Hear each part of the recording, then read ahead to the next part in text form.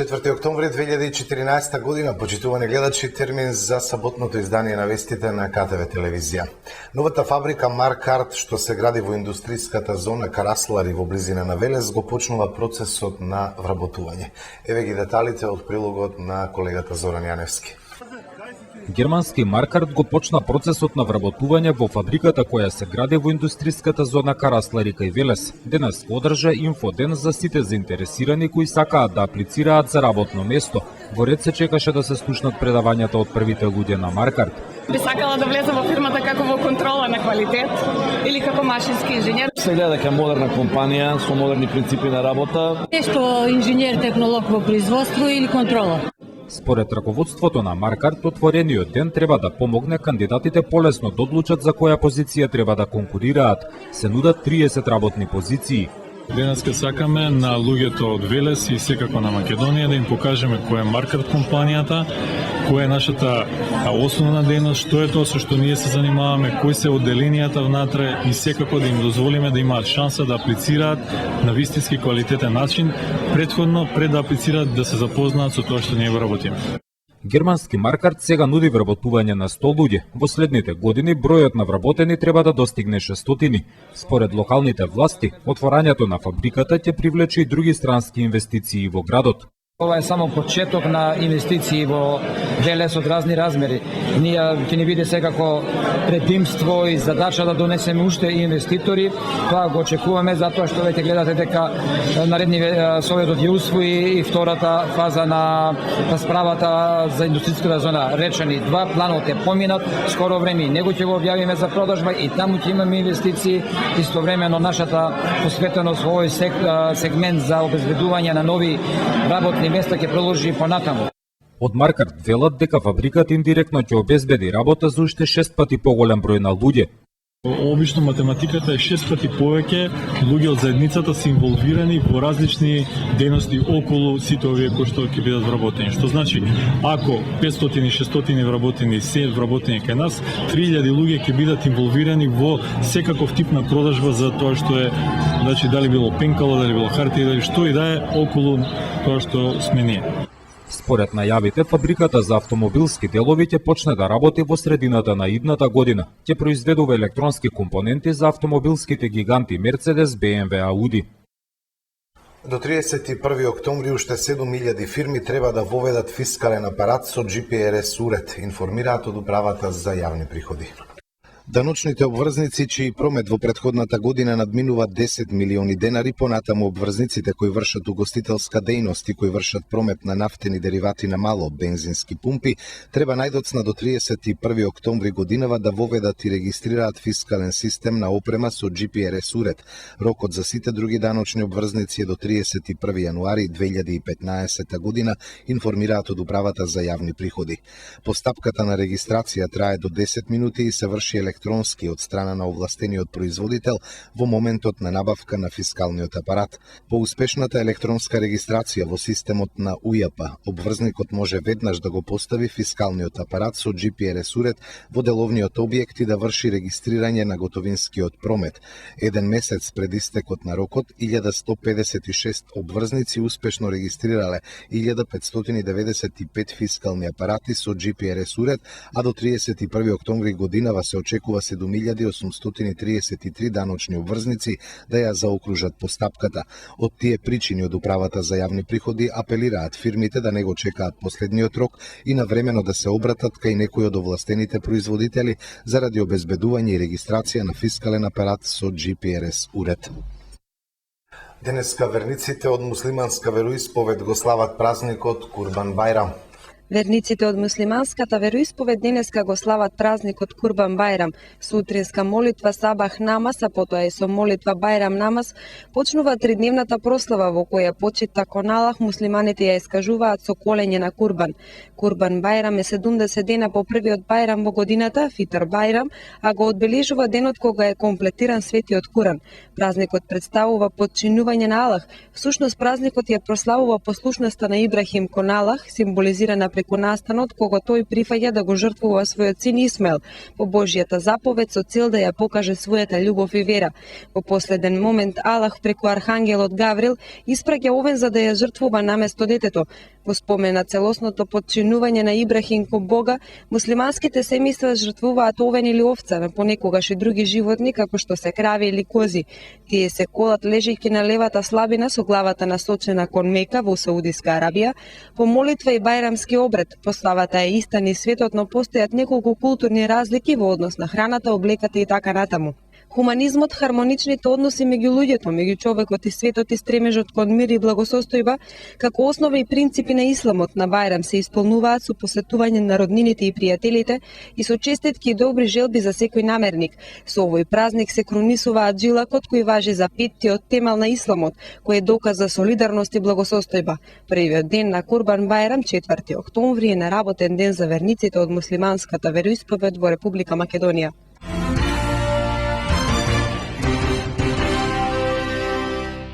Честитка за Курбан Бајрам од градоначалникот на општина Кавадарци Александар Панов. Во мое лично име и во името на граѓаните на општина Кавадарци, на сите верници од исламска вероисповед, им го честитам големиот празник Курбан Бајрам, со желба заедно со семејството и пријателите да го одбележат во добро здравје, мир и радост.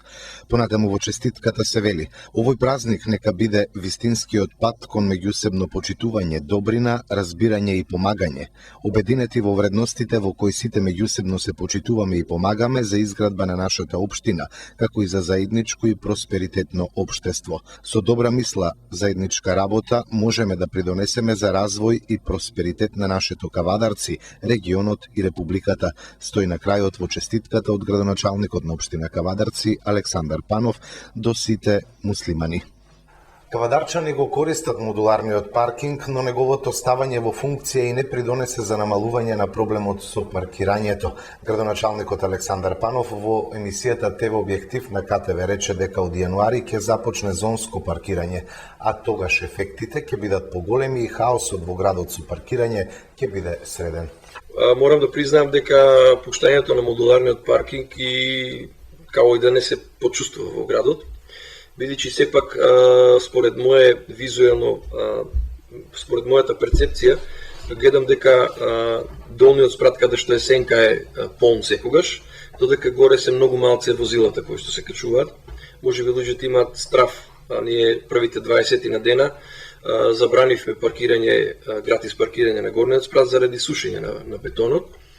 А и изведувачот сака овие денови да направиме едно примопредавање на објектот за да штетните последици не ги сноси тој во еднина.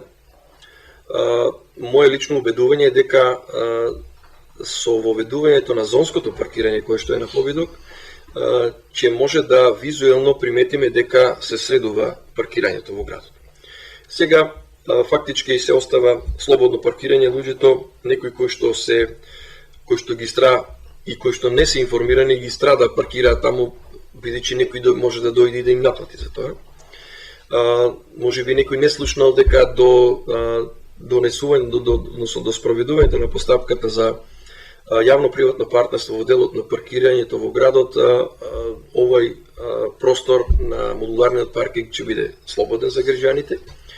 На некој начин сакаме неколку месеци да оставиме да се формира така една пракса да се паркира на паркингот, а понатаму кога ќе го воведиме и зонското паркирање, да заедно со модуларниот паркинг сите бидат во функција на едно организирано, меѓутоа и паркирање кое што доколку не се почитува ќе биде казнато. Во тек е изготовувањето на студијата за јавно-приватно партнерство. Јас драфт верзијата ја гледав пред неколку дена. Се надевам дека на наредната седница на Совет ќе ја имаме верзијата на студијата за јавно-приватно партнерство и да после тоа добијам дозвола од Советот да ја спроведеме со службите постапката за јавно-приватно партнерство и да некаде од јануар месец почнеме со организирано паркирање, со бележење и со сето она што го има за последица едно организиран начин на паркирање. За информација морам да кажам дека во градот се планираат 3 зони. Најбитната, најскапата, меѓутоа во однос на Скопје неколку пати поевтина, тоа ќе биде централното градско подрачје. потоа делот на улица Илинденска кој што е од околу Рома па се до кружниот тек, и она трета зона која што ќе биде некаде во новиот центар, каде што имаме елементарно покриеност на паркирањето, меѓутоа сепак на главните улици, за да немаме пренатрупаност на возила и паркирање во два реда, ќе мораме и таму како трета зона да ја воведеме за паркирање. За сега тоа е само визија на оној кој што ја изготвува студијата.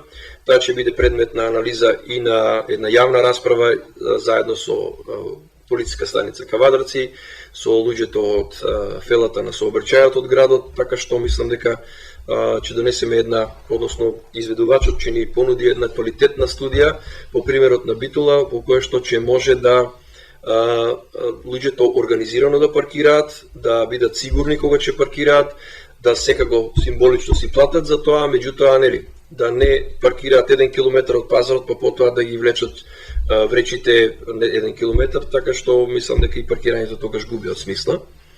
Еве однапред да ги спремиме и нашите граѓани за организирано паркирање, затоа што помина времето на хаосот, би рекол, или пак на несредените односи во овој дел. Денешниот ден, 5 октомври, се одбележува како светски ден на наставникот. Денеска, подсетувајќи на 5 октомври, светскиот ден на наставникот, сакаме да подсетиме и да им одадеме почит на сите оние кои ја избрале и целосно и се посветиле на професијата наставник, знаејќи дека секој не може да биде успешен предавач, било во една формална или неформална атмосфера, и дека без оглед на тоа колку средствата за работа и техниката може да бидат софистицирани, тие не може да го заменат човечкиот контакт, разбирањето и расудувањето на еден професионален наставник. Колку е значајна улогата на наставникот во оформувањето, воспитувањето и образованието на една млада личност, кажува и фактот што наставникот во грижата за децата секогаш е на второто важно место веднаш по родителот. Затоа во оваа пригода подсетуваме на една изјава на 15 годишниот Ники Санчес Хут од Канада, изречено јавно на посебно заседание за децата при Обединетите нации во Њујорк мај 2002 година. Тој вели: нам ни се потребни добри наставници кои ќе не поттикнат да се запрашаме за она што го знаеме за светот околу нас и кои ќе градат заедништво во училиштата. Добри наставници, тоа е она што ни треба. Затоа Обединетите нации континуирано ги поттикнуваат владите да обезбедат добри физички, морални и соодветно наградени услови за работа и живот согласно меѓународните препораки кои се однесуваат за статусот на наставникот. Исто така подеднакво е важно наставниците и нивните образовни институции, како и другите кои имаат голем удел во образованието, како што се учениците и родителите, да имаат вистинско право на глас при донесувањето на одлуките во врска со реформите во образованието, и тоа по пат на диалог на сите нивоа со луѓето кои ја кројат политиката во образованието. Се поголемиот број на фрустрации ширум светот ја истакнуваат потребата за едно подобро образовно и потолерантно општество. Наставниците се централни личности во секој процес кој има за цел да го зголеми образовното ниво, да го промовира учењето да живееме заедно во мир и да ја отстраниме дискриминацијата. Наставниците работат со деца и млади луѓе кои ќе треба да дадат свој придонес сега и во иднина кога ќе станат возрастни за изградување на потолерантно општество. Користејќи го светскиот ден на наставникот, 5 октомври, упатуваме честитки до сите наставници, кои според изјавата на магистр Зорица Вачкова, советник за образование само во Кавадарци, во основните училишта ги има 300, а во средните 126. Да се биде добар наставник е голема привилегија и уште поголема одговорност, па затоа подсетуваме на мудроста. Нека не влегува во храмот на просветата оној кој не ги сака децата. Ликовниот уметник Владимир Темков од Кавадарци учествуваше на меѓународна ликовна колонија во градот Абана, Турција. Ликовниот уметник Владимир Темков деновиве се врати од учество на ликовна колонија во местото Абана, Република Турција. Каква можност беше тоа за него да се учествува на ваква меѓународна ликовна колонија? Сакам да ви информирам дека во периодот од 17 до 25 септември бев учесник на една од најпрестижните ликовни колонии, ликовни работелници во Европа, во градот Абана, тоа е во северна Турција, значи на Црното море. Колонија која што за прв пат се организира со учесници кои што имаат во своите држави, имаат своји колонии, односно организираат своји колонии.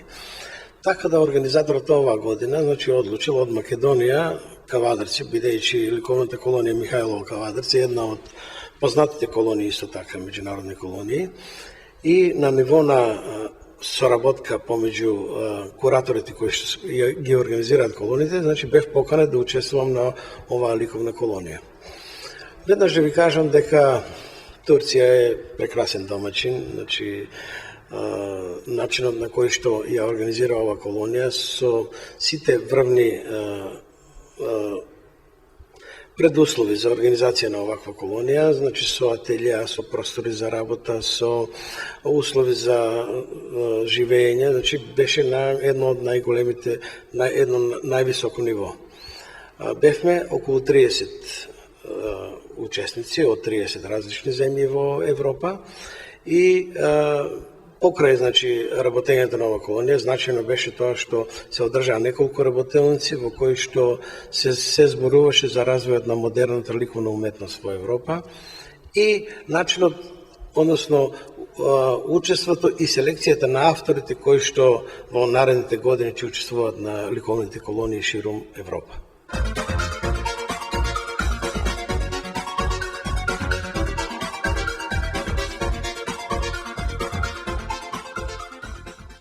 На крајот од вестите и прогноза за времето. Утре ќе биде умерено облачно со повремени сончеви периоди. Во некои делови ќе има услови за локален дожд и во почетокот на наредната недела ќе преовладува претежно облачно време со повремен дожд, особено во понеделник. Утре температурата ќе достигне до 23 степен.